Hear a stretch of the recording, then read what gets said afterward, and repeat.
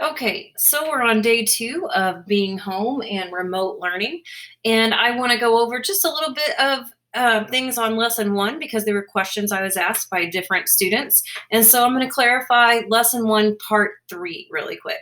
This is our final project. This is where you're choosing a raft. That means role, audience, format, topic, and you choose it from the list that you have in this graphic here.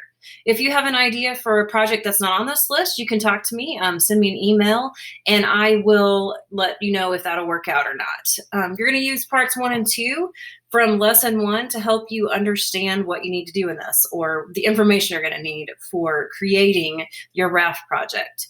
Okay, so let's start with what the raft project is. First, you choose a role out of this graphic. So if you can choose an oil company CEO, a zookeeper, an actor environmentalist, a middle school student, an environmentally aware singer, and an environmental organization. And then your audience is then defined for you, depending on which role you pick. So if you picked zookeeper, you would look at audience right here in the second box. It says the format's going to be a podcast. That's simply a video. You can do that on your phone if you'd like. Or if you have some kind of computer or tablet that'll record, you can do the same thing. And it says that your topic is to explain types of animals in a new wetland exhibit. So this would be pretty easy because you would look up what types of animals are in a wetland to start with, and then decide which ones you would have at your zoo. And then you would make a podcast explaining what those types are. That podcast then can be uploaded right onto Workspace. I created a card for that right here in the third column. You can see that. And you can turn it in right there. There is also information in that card that tells you what's going on and how to turn it in, and that it can be in different forms. I also put it on here that I'd like to share some of these to social media. So once you guys start getting these done, I'd really like to get permission from you once I see them to put them on social media such as Facebook, Twitter, different sites like that, maybe Instagram, and let other people see what you guys are doing. I think that'd be great. So once you guys start turning those in, just let me know. All right, so let's get back to our packet.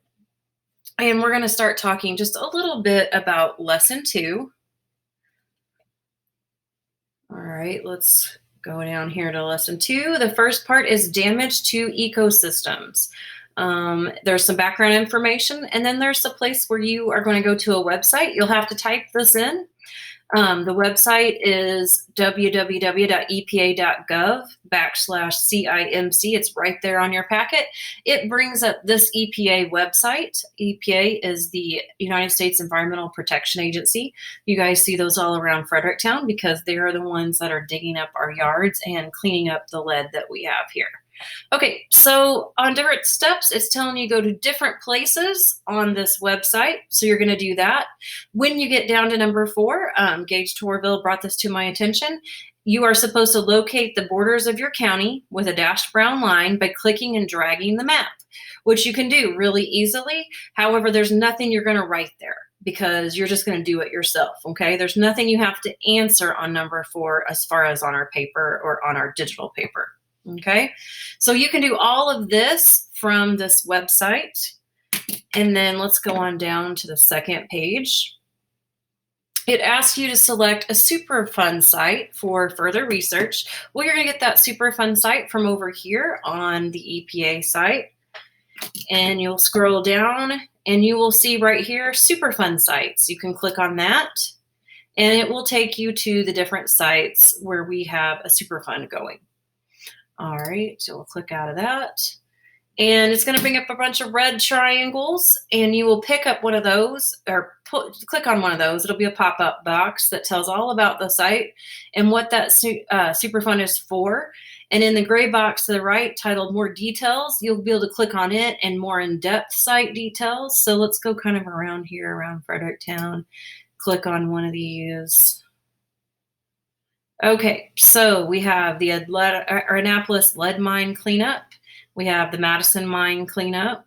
You can see these Superfund sites, and you have the Big River Mine tailings, St. Joe core here. You can look at those cleanups.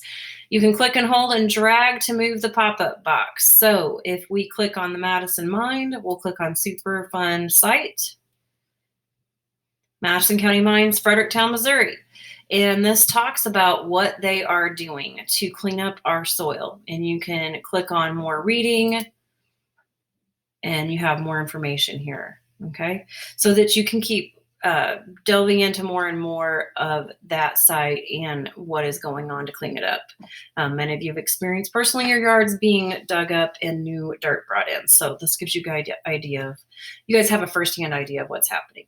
So then you come down and you choose the name of the company that you are looking at, and it can be past or present.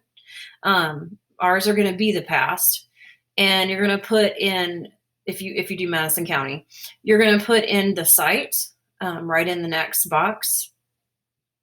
You're going to then put in the address, what was manufactured, what are the pollutants, what is contaminated, the size of the contaminated area, the cleanup progress, future cleanup, and the contact person and phone number for that. Then on the next page, it talks about if the site is near a waterway, such as rivers or lakes or wetlands, and you're going to answer those questions. Then you're going to talk about how might humans be affected by the pollution at your selected sites, and it gives you all that information to add there. Now, I'm going to stop there because that is a lot for 2 days for you guys to do, plus all your other assignments. So I'm hoping that you don't go past that for a little bit.